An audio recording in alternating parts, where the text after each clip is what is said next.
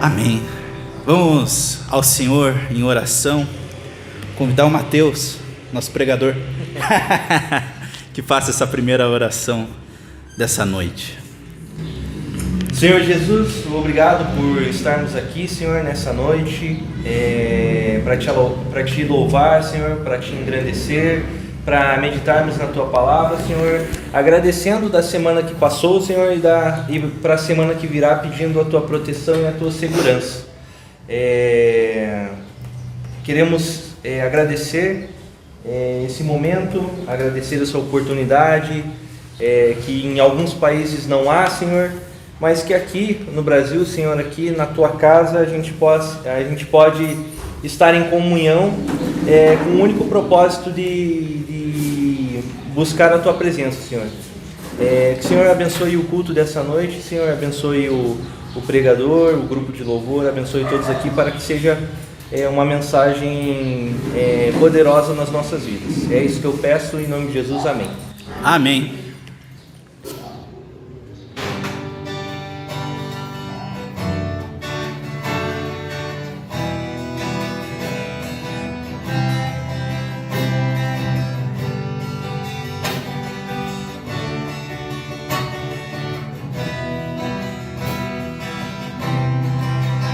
Eis-me aqui, outra vez, diante de Ti, abro meu coração, meu clamor, Tu escutas e fazes cair as barreiras e és fiel, Senhor, e dizes palavras de amor e esperança sem fim ao sentir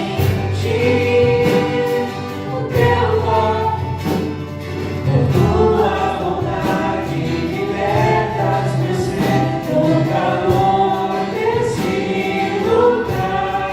Eu venho me derramar, dizer que Te amo, me derramar, dizer que preciso me derramar, dizer que sou grato, me derramar, dizer que és conosco.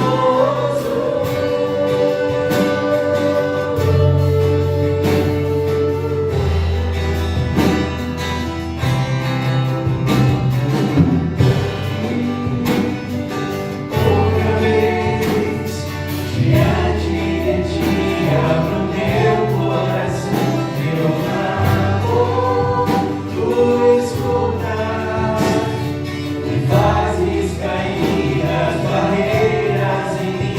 És fiel, Senhor, e dizes palavras de amor e esperança sem fim ao sentir o Teu toque. Por Tua vontade libertas meu ser no calor desse lugar.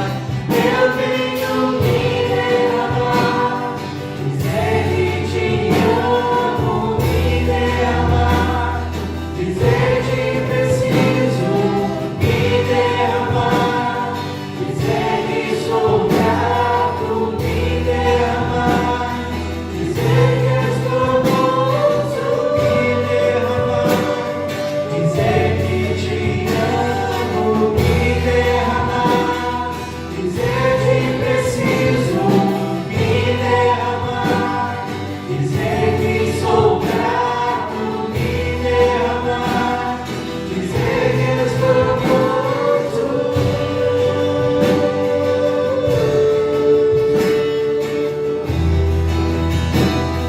Dizer que és conosco.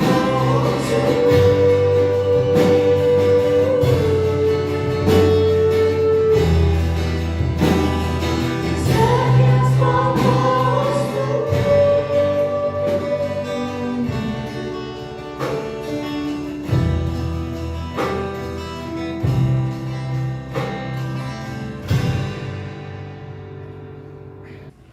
Tocar é o poema. Eu gosto dessa expressão, é o poema, uma expressão paulina. somos feitura sua, somos obra de suas mãos. E que bom que o Senhor, Criador de todo o universo, nos escolheu para fazer parte da sua boa obra.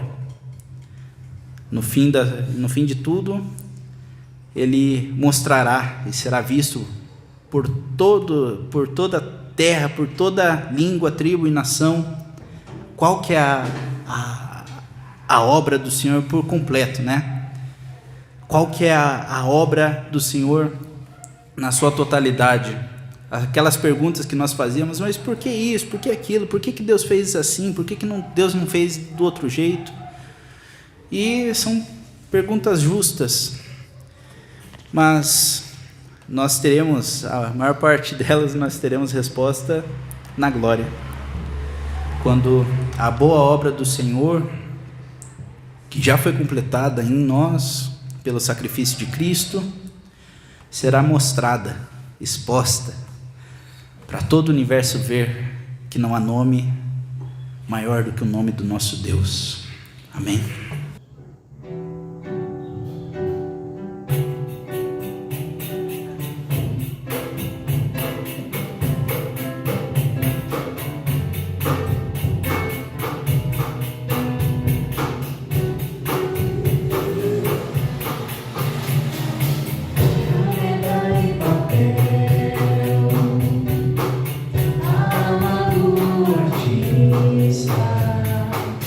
Registra lentamente.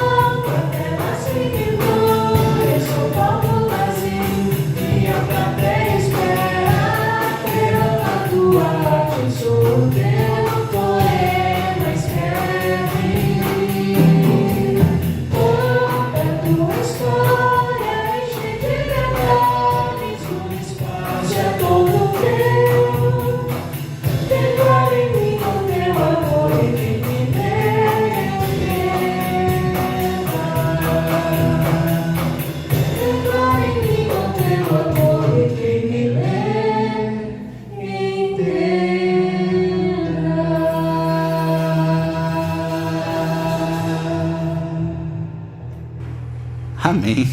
Convido o pastor Ismael, que será a voz utilizado pelo Senhor, será a voz poderosa para essa noite. Amém, que bonito. É o louvor, ao Senhor nosso Deus, que devemos apresentar a Ele, sempre como novidade, Diz que no céu cantaremos um cântico novo. O que é um cântico novo? É aquele que nós renovamos no nosso coração, no nosso interior, e ele faz um sentido diferente cada vez que cantamos. Nós não cantamos no automático, mas cantamos como adoração ao Senhor. Eu quero convidar os irmãos que abram as suas Bíblias no Salmo número 51, no versículo 6. Salmo número 51, versículo 6. Convido os irmãos a se colocarem em pé para a leitura da palavra do Senhor, aqueles que puderem, Salmo 51, 6. É um salmo de Davi, um salmo de arrependimento. Davi tinha pecado com Batseba, Davi tinha cometido um homicídio, tinha mandado para a batalha o marido de Batseba, Urias, e ele compõe esse salmo de confissão, E no versículo 6 ele diz algo muito importante, diz assim: eis que amas a verdade no íntimo, e no oculto me fazes conhecer a sabedoria. Eis que amas a verdade no íntimo. Amém? Vamos orar.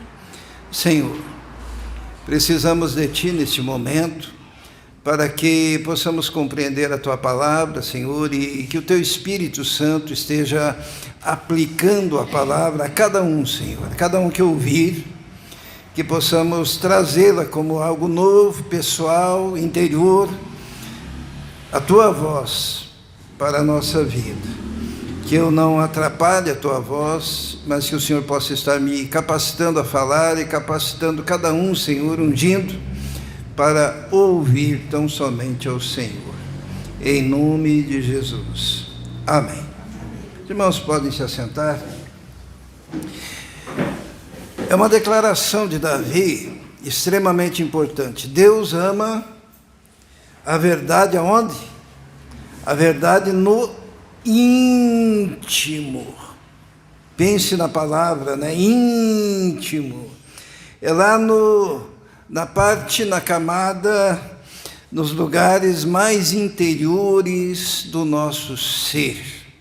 A verdade no íntimo, Porque o contrário disso é uma tentativa de expressar uma vida só na periferia, só na aparência, É aquela casca.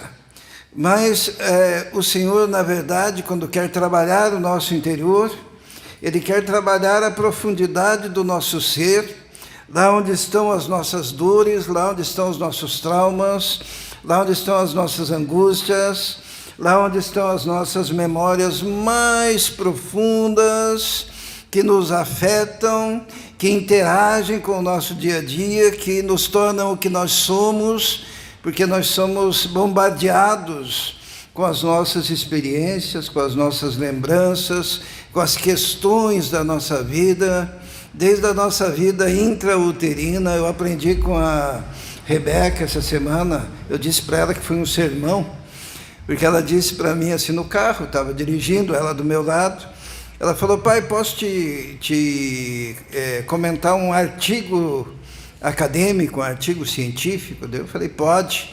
E ela começou a falar, E eu comecei a pensar que aquele artigo era, na verdade, a palavra de Deus ali para mim, naquele momento, porque ela estava falando de como nasce a musicalidade na nossa vida, Que a primeira música, o primeiro som, o primeiro ritmo que nós ouvimos é lá na nossa condição intrauterina, lá no útero, e é o barulho das águas se movendo no mesmo ritmo do coração, e da respiração da mãe. Então a primeira música que ouvimos é a própria mãe e o seu corpo se manifestando e criando uma melodia que fica impactada no coração daquele feto, e ele ouve aquilo e ele interage com aquelas sons durante todo o período da gestação. Então a gente pode dizer que a primeira música que a Fernanda ouviu foi a música do coração da Bia, né? O Guilherme, eu falar dele também, né?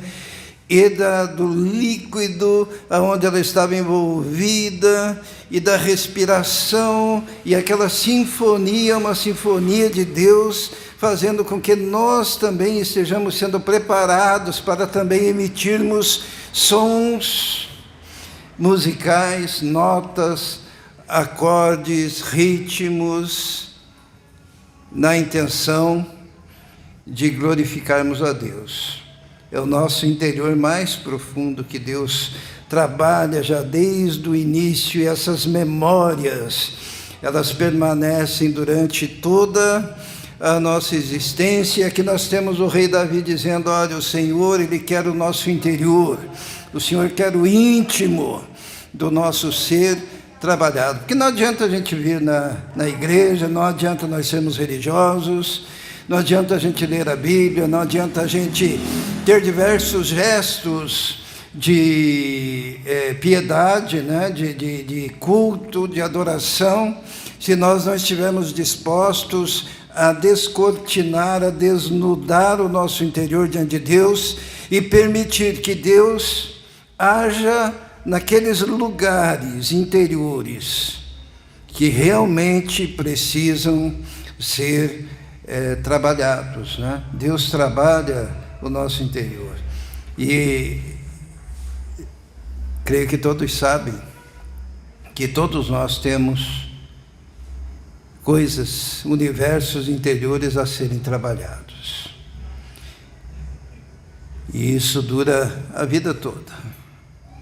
Deus sempre nos coloca em situações, em circunstâncias, onde Ele possa extrair de nós e nos colocar na condição de melhores do que ontem, melhores do que há minutos atrás, prosseguindo num processo de santificação que nos aproxima da semelhança de Cristo, porque o alvo da nossa fé é sermos semelhantes a Ele, né? Então hoje nós gostaríamos de falar um pouquinho sobre isso, sobre como Deus trabalha o nosso interior, né? E você pode se perguntar, como é que Deus tem trabalhado o seu interior? Então nós vamos pegar alguns personagens bíblicos e vamos ver a forma como Deus trabalhou o coração deles, porque talvez, ou melhor, com certeza, Deus também está trabalhando o teu coração. Nós vamos abrir a nossa Bíblia agora em Gênesis, no capítulo 37. Gênesis, no capítulo 37, nós vamos ver como Deus trabalhou o coração de José, né? Como que era José? Gênesis 37 diz assim: Jacó habitou nas tendas das perseguições de seu pai na terra de Canaã. Essas são as gerações de Jacó. Sendo José de 17 anos, apacentava as ovelhas com seus irmãos, e estava este jovem com os filhos de Bila e com os filhos de Zilpa, mulheres de seu pai, e José trazia a má fama deles ao seu pai. Como é que era José, né? José era aquele garoto de 17 anos que gostava de contar aquilo que estava acontecendo de errado com seus irmãos, enquanto eles apacentavam as ovelhas do seu pai, né? Imagina aquele moleque de 17 anos, né? Já não é tão pequeno, mas ele gostava de trazer más notícias, trazer aquilo de ruim que estava acontecendo. Então, é um candidato a ser trabalhado no seu interior, né? No seu coração, principalmente porque ele estava numa condição interessante, porque diz que o Jacó amava a José, porque José era o filho da sua velhice, e José era o filho com a mulher que ele amava. Quem que era a mulher que ele amava? A Raquel, né? Então, ele era o queridinho, e de repente o Jacó pega e dá para ele uma túnica. Vamos ver ali, ó, no versículo 3, diz assim: Israel amava José mais do que todos os seus filhos, porque era filho da sua velhice, e fez-lhe uma túnica de várias cores. Então imagine aquele rapaz que gostava de falar mal dos irmãos e que vivia vestido de forma diferenciada, com uma túnica multicolorida, desfilando entre seus irmãos, sendo que ele era o único que tinha aquela túnica, e aquela túnica indicava que ele era uma pessoa privilegiada, né? Não é à toa que os irmãos começaram a ficar com raiva dele, não é isso? Mas Deus tinha um plano na vida de José, sabe? Deus tinha um plano naquela vida, e alguma coisa precisava acontecer com aquele jovem para que ele pudesse ser usado por Deus. Deus ama que a verdade esteja no íntimo, e Deus tinha que entrar no íntimo daquele jovem José, daquele adolescente de 17 anos, e arrancar daquele coração aquelas coisas que prejudicariam a consecução dos sonhos de Deus para aquela vida. Porque ele era tido como sonhador, né? Ele sonhava com seus irmãos se prostrando diante dele, com o seu pai e a sua mãe se prostrando diante dele, né? Era o que ele imaginava, porque Deus tinha lhe dado esses sonhos. Mas sonhos, para serem realizados, precisam ser primeiro tratados no coração. E Deus, para tratar no interior de José, ele teve que, a primeira coisa, vamos ver no versículo 22, diz assim: e aconteceu, 23, né, do capítulo 37. E aconteceu que, chegando José a seus irmãos, tiraram a José a sua túnica, a túnica de várias cores que trazia, e tomaram-no e lançaram-no na cova. Porém a cova estava vazia, não havia nela água. Deus trabalhou José primeiro, fazendo com que ele se livrasse daquela túnica multicolorida, sabe? Aquela túnica que era símbolo de privilégios, símbolo da sua grandeza, símbolo de que ele sentia-se de alguma forma superior aos outros. E sabe, Deus, quando quer trabalhar o nosso interior, Ele muitas vezes tem que arrancar de nós tudo aquilo que seja símbolo da nossa vaidade, símbolo do nosso pecado, símbolo de questões interiores que fazem com que a gente queira ser maior, se sobressair. Aquela túnica, ela teve que ser arrancada dele, e foi manchada com sangue por seus irmãos. Seus irmãos estavam irados com ele, queriam matá-lo, mas como não tiveram a coragem de matá-lo, pegaram a José, jogaram dentro de uma cova, pegaram aquela túnica toda molhada de sangue, levaram para Jacó e disseram: o seu filho deve ter sido atacado por animais selvagens e morreu.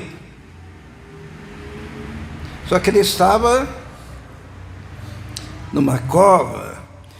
E depois eles tiraram ele da cova e venderam para os ismaelitas, que por sua vez venderam para os egípcios. Então, quando Deus quer trabalhar no nosso coração, primeiro Ele quer arrancar a nossa túnica, sabe? Às vezes a nossa túnica não é assim visível, mas é aquele sentimento que nós temos de superioridade, de capacidade intelectual maior do que dos nossos irmãos, né? De direitos que nós temos mais do que os outros. Nos sentimos grandes, e Deus tem que arrancar aquilo de nós, salpicar no sangue de Cristo, porque sem Cristo nós não podemos, nós não nos livramos disso. Sem Cristo nós andamos ainda com as nossas cascas. É interessante quando a gente anda por aí, né? Esses tempos nós fomos levar sopa, lembra? Para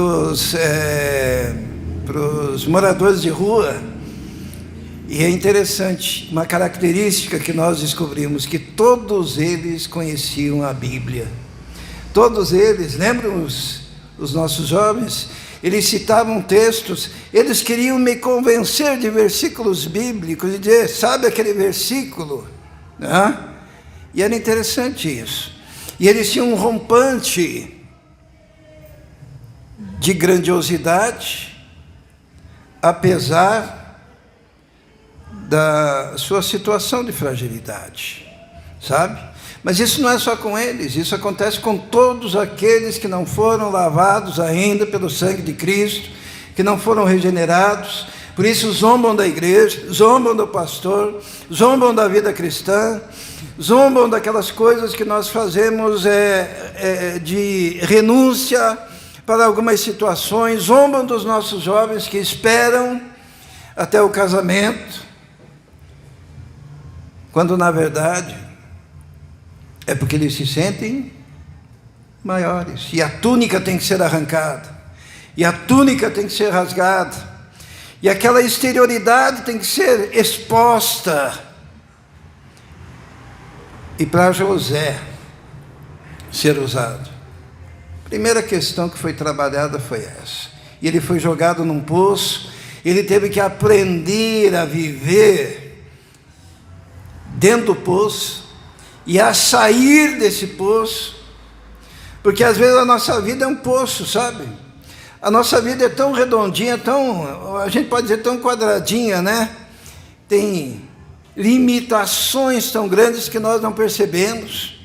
Eu me lembro da história daquele sapo que nasceu dentro do poço, conhecem? E daí caiu um sapo lá, não, foi um passarinho lá dentro, e disse, o que você está fazendo aí? Saia desse poço, lá fora tem sol, tem a luminosidade, aqui você vive nesse lugar escuro, cheio de lama. E o sapo respondia, mas não existe nada lá fora, eu vivo aqui a vida toda, e a vida é assim, e não passa disso. Isso ele estava acostumado, aculturado com aquela condição de escuridão, de trevas, de umidade, de insalubridade.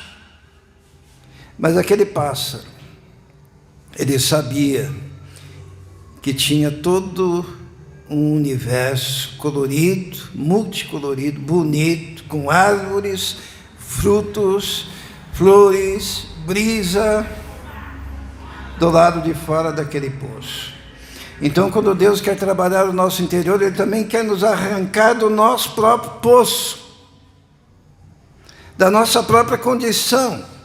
Porque quando alguém está acostumado com o poço do pecado, quando alguém está acostumado com o poço das circunstâncias da sua vida, existem pessoas que estão acostumadas com o poço das suas necessidades, e acreditam que vão passar a vida inteira, porque não existe outra vida para eles, o poço das enfermidades, porque não tem esperança, não tem fé, não tem confiança de que fora daquele lugar que ele está, existe um lugar muito mais bonito, de liberdade. José, Deus usou os ismaelitas para arrancá-lo do poço, ele foi vendido a eles. E agora a terceira coisa interior que Deus teve que trabalhar o coração de José, ele teve que aprender a viver no Egito, né? Ele teve que aprender a viver no Egito. O Egito era um lugar onde ele chega como escravo, mas seria o primeiro mundo ali, que oferecia para ele tantas coisas. E ele foi para a casa do Potifar, e uma das primeiras conquistas que ele teve que fazer é vencer os seus próprios instintos no Egito. Quando aquela mulher chegou e se insinuou, e continuamente ela se insinuava, até que num dado momento ele disse assim, você é mulher do meu Senhor, eu não farei isso, pecando contra Deus. E ela insistia, até que num dado momento ela agarra o José escapa, fica a sua túnica, e ela o acusa, e ele vai preso. Todos conhecem a história. O que Deus estava fazendo? Deus estava trabalhando o interior de José. José foi vencendo tudo aquilo que era limitação para ele ser plenamente usado por Deus, porque Deus ama a verdade aonde? No íntimo do ser. Sabe, 3 coisas que nós precisamos aprender. Primeiro, se livra da sua arrogância, da sua túnica multicolorida, porque ela só traz problema. Segundo, aprenda que o mundo em Cristo é bem maior do que o poço fedido no qual você vive. Poço do pecado, poço da arrogância, da falta de contrição. E saindo do poço, aprenda a viver no nosso Egito aqui, ó. O Egito vai te oferecer muitas coisas. Aprenda a dizer não. Mesmo que num primeiro momento seja um não que cause dor, que cause sofrimento, que se manifeste como injustiça na sua vida. Mas é ali que Deus está movendo o seu interior, o seu coração. É ali que Deus está preparando você para aquilo que Ele tem, para aquilo que Ele espera para a sua vida.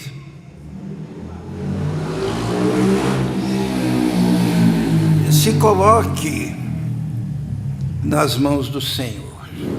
Se coloque nas mãos do Senhor. O segundo personagem que eu gostaria de mostrar como Deus trabalhou o seu interior está no capítulo 42. Vamos ver.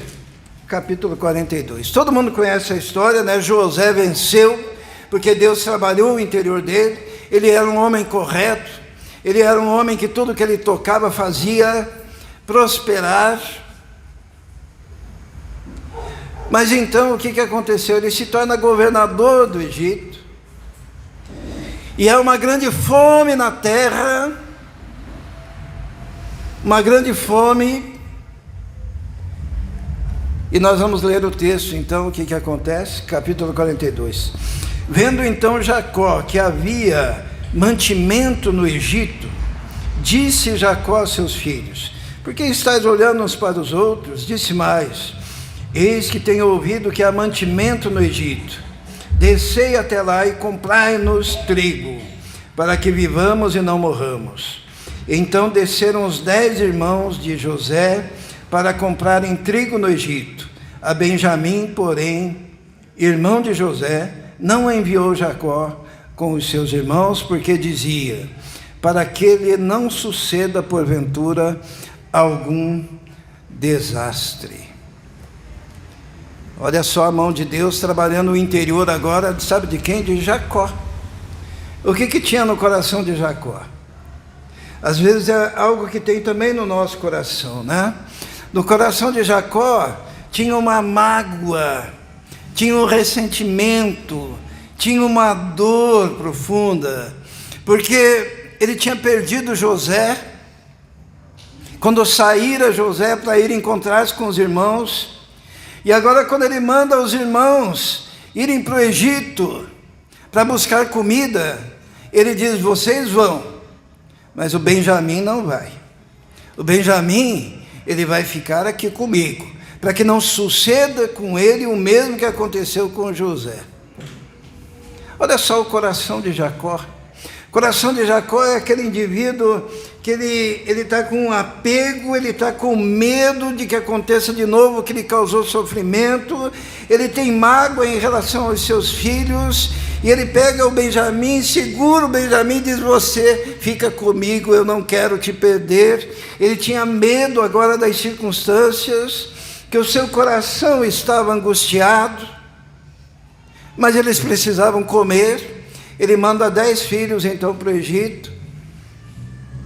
Só que Deus queria trabalhar o interior de Jacó. Todo mundo conhece a história, né? que os irmãos chegaram lá no Egito, e José os reconheceu, e José disse: vocês são espiões, vocês falaram que são 12, e agora estão aqui em 10, onde estão os outros? Não, nós temos também um irmão, mas ele é o caçula e ficou lá com o pai. E o que José disse? José disse: olha, é o seguinte, deixe Simeão aqui, vocês levem a comida lá para o seu pai, mas vocês voltem aqui e tragam o Benjamim. Na verdade, Deus queria arrancar o Benjamim do coração de Jacó. Deus queria arrancar aquela mágoa do coração de Jacó. Deus queria arrancar aquele apego do coração de Jacó. Sabe a pessoa que é controladora, que pensa assim: se estiver aqui debaixo das minhas asas, nada vai acontecer. Eu preciso cuidar, eu preciso proteger. Esses fizeram aquilo, o meu filho saiu com eles e nunca mais voltou, foi atacado por um bicho. Agora o meu filho não vai. E Deus queria do interior de Jacó que ele liberasse confiança diante do Senhor. Sabe, existem coisas que amarram o nosso progresso, sabe? Coisas que a gente guarda lá no nosso coração, resultado das nossas mágoas, resultado dos nossos traumas, resultado das nossas experiências do passado, e a gente não quer largar aquilo, e a gente caminha a vida toda com aquilo nos segurando, para nós vivermos uma vida mais plena, uma vida mais livre, mas nós temos lá o nosso Benjamim, muito bem guardado do nosso lado, preso, amarrado, abraçado, com um abraço de amor, mas que indicava também uma falta de confiança num Deus que cuida, num Deus que protege. Nós não queremos que os nossos filhos sofram. A Rebeca me falou de um autor chamado Rubem Alves, e ele escreveu um livro, uma poesia, que é: ostras felizes não produzem pérolas. Por que uma ostra feliz não produz pérola? Sabe como que surge uma pérola dentro da ostra? É um grãozinho de areia que entra dentro da ostra e começa a machucar, e começa a doer, e o organismo da ostra começa a trabalhar para tentar expelir, e vai produzindo alguma coisa, e de repente vai envolvendo aquele grãozinho de areia, e vai envolvendo, e são anos e anos e anos e anos de muita dor, de muito sofrimento. E depois o que acontece? De vez em quando nós encontramos o quê? Uma pérola preciosíssima. Ostra feliz, sem dores, não produz pérolas. Filhos amarrados, segurados, aprisionados nos braços do pai, da mãe, da família, dos avós, que não podem ter a experiência de vida, experiência de dor, de sofrimento, de frustração. Tem crianças que não suportam frustração, que não suportam ouvir um não, e que nunca produzirão o quê? Pérolas. Porque faz parte da vida. Jacó estava segurando Benjamim. E José dizia: ou traz Benjamim, ou não haverá comida para vocês mais. Daí olha só o que Jacó diz no versículo 38 do capítulo 42. Ele, porém, disse: não descerá o meu filho convosco, porquanto seu irmão é morto, e só ele ficou. se lhe suceder algum desastre no caminho por onde fordes, fareis descer as minhas cãs com tristeza à sepultura. Não vai, não vai. E a fome apertando. Deus queria trabalhar o interior de Jacó, como quer trabalhar o nosso interior. Tem coisas que o Senhor quer que a gente largue, que a gente solte, que a gente libere. Libere o perdão, se livre das mágoas, se livre da dúvida, se livre do medo de sofrer novamente aquilo que um dia sofremos no passado.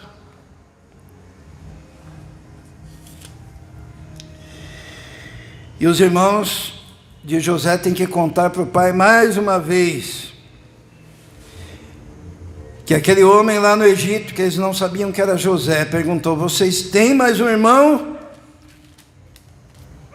E eles tiveram que dizer que sim, até que num dado momento, Jacó, trabalhado no seu interior, trabalhado no seu coração, sentindo dores, no versículo 13, vamos ler, do capítulo 43, Jacó diz: tomai também a vosso irmão, e levantai-vos e voltai àquele varão, e Deus Todo-Poderoso vos dê misericórdia diante do varão, para que deixe vir convosco vosso outro irmão aí, Benjamim.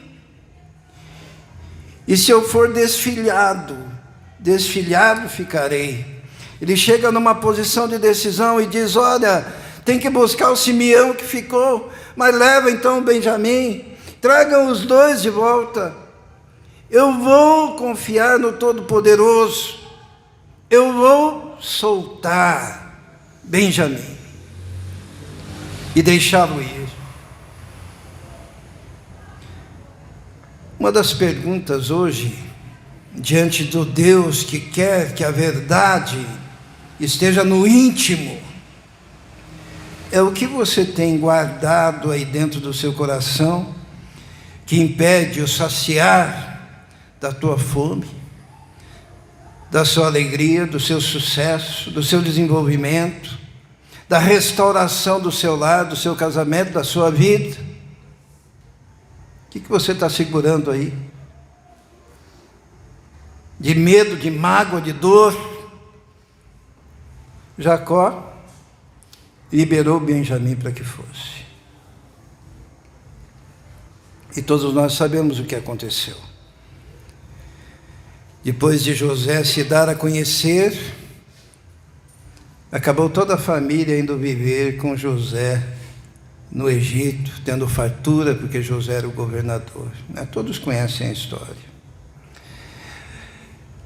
Deus trabalhou o interior de José, Deus trabalhou o interior de Jacó, e agora Deus começa a trabalhar o interior dos irmãos de José. Vamos ver? Convido que os irmãos abram no capítulo 42, versículo 1.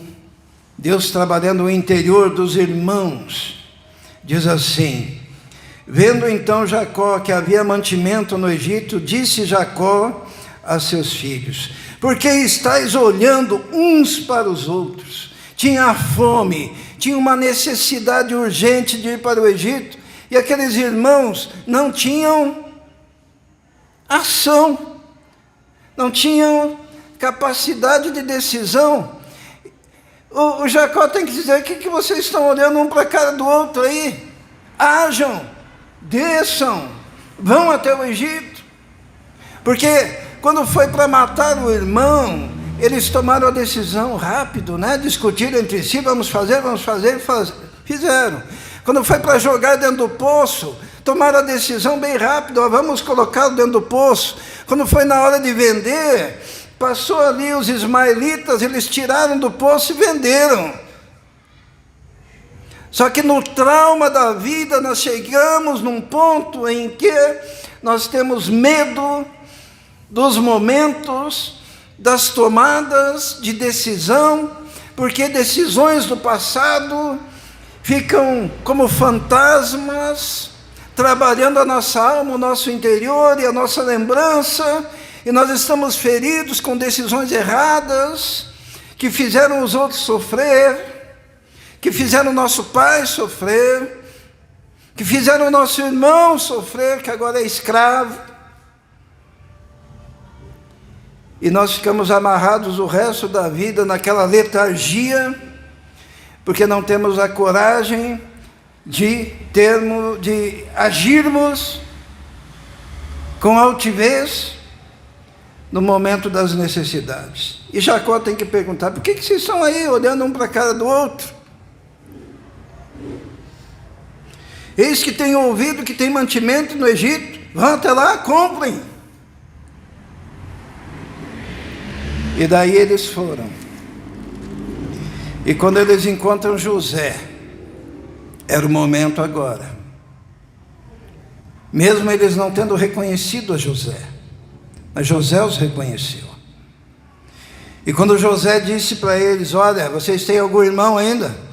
Ah, tem o Benjamim, o caçula, ficou em casa com meu pai.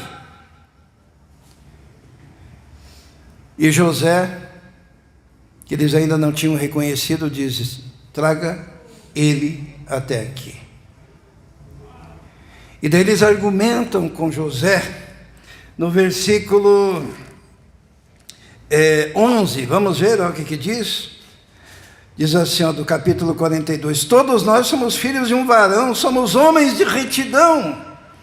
Os teus servos não são espiões, somos homens de retidão. Uma das coisas mais difíceis de alguém dizer depois que vendeu o irmão, depois que mentiu para o pai, depois que jogou alguém dentro do poço, é dizer: nós somos homens de retidão.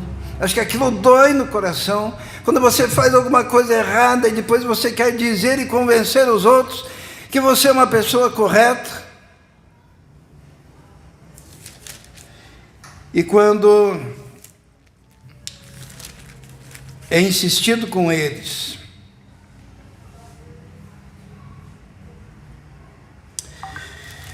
para que eles trouxessem Benjamim. Vamos ver ali o versículo 20, 21 e 22. Vamos ver. Diz assim, no capítulo 42. Trazei-me o vosso irmão mais novo, e serão verificadas vossas palavras, e não morrereis. E eles assim fizeram. Então disseram uns aos outros. Agora é o momento da reflexão, é Deus trabalhando o interior deles. Na verdade, somos culpados acerca do nosso irmão, pois vimos a angústia da sua alma, quando nos rogava, nós porém não ouvimos, por isso vem sobre nós esta angústia. E Rúben respondeu-lhes dizendo: não vos dizia eu, dizendo, não pequeis contra o moço, mas não ouvistes, e vedes aqui o seu sangue também é requerido. Eles não sabiam que José os entendia, porque havia intérprete entre eles. Eles tiveram que ter um encontro ali com as suas decisões erradas. Tiveram que ter um encontro com o seu passado. Tiveram que ter um encontro com aquilo que amarrava a sua vida. Eles tiveram que resolver no seu coração aquilo, diante de Deus. Porque Deus ama que a verdade esteja no íntimo. Sabe tudo o que aconteceu na sua vida? Deus está trabalhando. Porque Ele quer trazer a uma condição de consciência, que você se derrame diante dEle e diga: Senhor, eu pequei, eu tomei decisões erradas, eu prejudiquei meu irmão, minha irmã, minha mãe, meu pai, eu fiz aquilo que não devia fazer. Deus quer, porque o nosso interior precisa ser reto diante de Deus, porque nós podemos fazer muita besteira na vida e continuar andando por aí, mas Deus, que te ama, te oferecerá oportunidades de tratar as questões do teu coração. Ele tratou José, que se livrasse da túnica, do poço, que aprendesse a viver no Egito com dignidade. Ele tratou o coração de Jacó, que queria controlar Benjamim, que era o filho da mulher que ele amava. Raquel teve 2 filhos, José e Benjamim. E Jacó uma hora teve que liberar e dar um voto de confiança aos irmãos para que levassem Benjamim. E Deus trabalhou o coração daqueles irmãos que tiveram que rever tudo aquilo que eles tinham feito e se reposicionar diante de Deus. Essa é a oportunidade que Deus quer te dar. Você andar carregando tudo isso é um peso para a sua vida. Mas quando você pega e coloca os seus fardos aos pés da cruz, o Senhor Jesus trabalha aqueles fardos e carrega sobre si. Um dos convites de Jesus foi: vinde a mim, todos vós que estáis cansados e sobrecarregados. Tomai sobre vós o meu jugo e aprendei de mim, que sou manso e humilde de coração, porque o meu fardo é leve e o meu jugo é suave. Então você pode andar carregando os seus fardos, mas é muito melhor colocar os seus fardos, seus traumas, suas lembranças, aquilo que te prende ao passado com dores, colocar aos pés da cruz. E Cristo, Ele age restaurando o coração, restaurando a sua vida. Basta você olhar para Ele e pedir. Davi, ele disse no Salmo 51, eu sei que o Senhor quer que a verdade esteja no íntimo, então purifica-me com isopo e ficarei purificado. Torna-me mais alvo, mais branco do que a neve. Não é isso? E ele termina dizendo, há um coração quebrantado e contrito, não desprezarás o Senhor. Sabe, aquilo que você está passando pode ser tão somente o Senhor dizendo, eu quero aliviar o seu coração. Feche seus olhos neste momento. Eu não sei o que se passa na sua vida, não sei quais os fardos que estão sobre você, que estão na sua memória, no seu coração. Talvez decisões que não foram boas, mas que você não precisa ficar sofrendo o resto da vida. Você pode colocar aos pés da cruz, medos e angústias. Convido você que faça isso neste momento. Eu vou orar por você. E enquanto eu oro, faça isso. Coloca diante do Senhor. Que você visualize lá na sua mente que você está entregando ao Senhor e recebendo do Senhor graça e misericórdia. Vamos orar. Senhor, muito obrigado porque o Senhor não desiste de nós. Muito obrigado porque o Senhor trabalha o nosso interior, o nosso íntimo, o nosso ser. O Senhor trabalha mais do que a parte exterior, mas o Senhor trabalha aqueles lugares mais interiores da onde vem o nosso sofrimento e dor. Quando guardamos coisas que não deveríamos guardar, mas entregar a Ti. Pedimos então que o Seu bálsamo, que a Sua graça, que o Teu óleo, ó Deus precioso, seja derramado como cura, Senhor, para o nosso interior, para a nossa alma, para o profundo do nosso ser, ó Deus. Nós queremos andar com o Senhor em verdade, Senhor, com toda a verdade do nosso ser colocado diante de Ti. Pedimos então a Deus que o Senhor esteja agindo em cada vida aqui, trabalhando em cada coração, abençoando, perdoando e libertando de todo mal. Em nome de Jesus. Amém.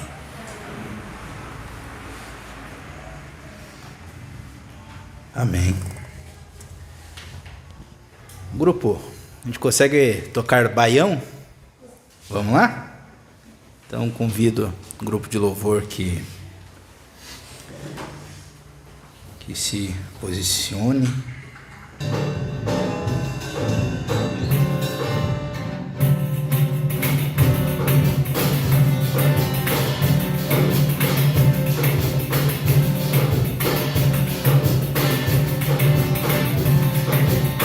Minha vida aqui era muito louca.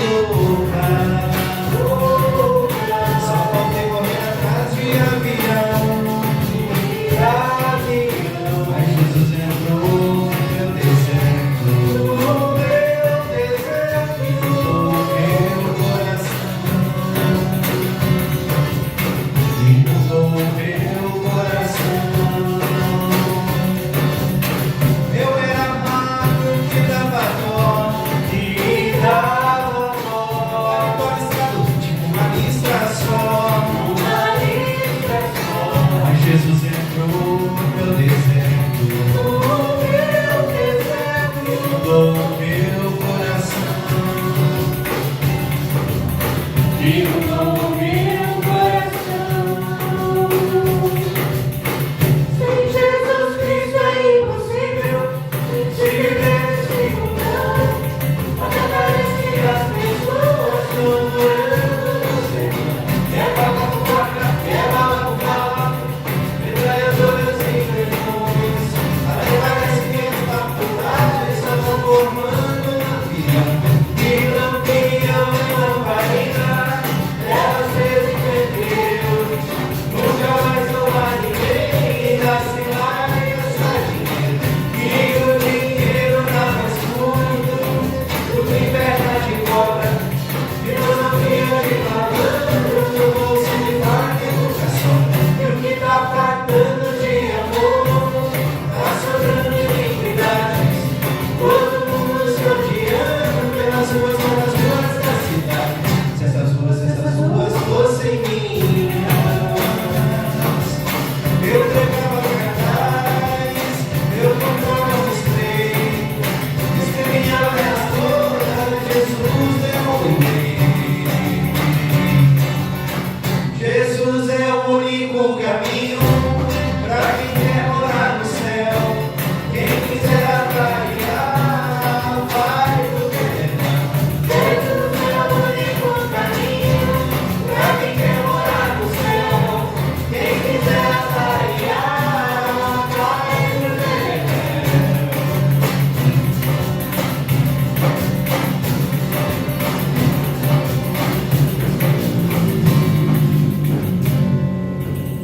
Amém.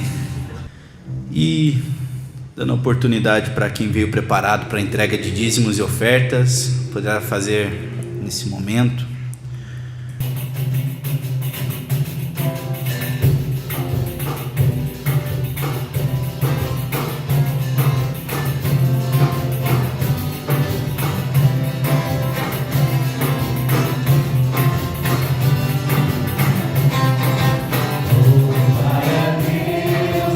Seu santuário e no firmamento, obra do seu poder.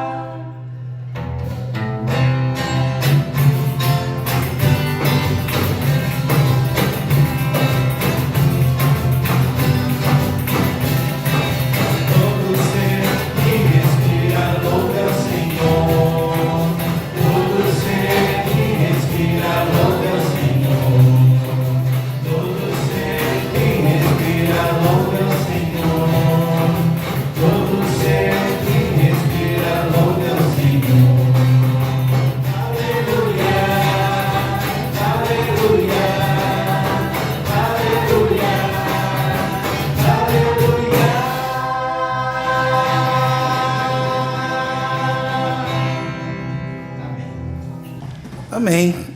Vamos lembrar então das atividades da semana. Quarta-feira, culto de oração. Sábado, projeto no Uberaba. E no domingo, culto em adoração ao nosso Deus. Importante a presença de todos, né? Vamos nos colocar em pé então para encerrarmos o culto de hoje. Senhor, estamos diante, ó Deus, da Tua presença e sabemos que o Senhor está presente aqui. Nós dedicamos ao Senhor um culto em adoração ao Teu nome, tão somente ao Teu nome, ó Deus. E agora, nesse momento, quando nos levantamos para retornarmos ao nosso lar, pedimos que o Senhor esteja conosco, nos abençoando, nos protegendo de todos os males e perigos, nos dando, Senhor, poder e capacidade para que essa semana estejamos cumprindo os Teus propósitos, andando na Tua luz e na Tua graça.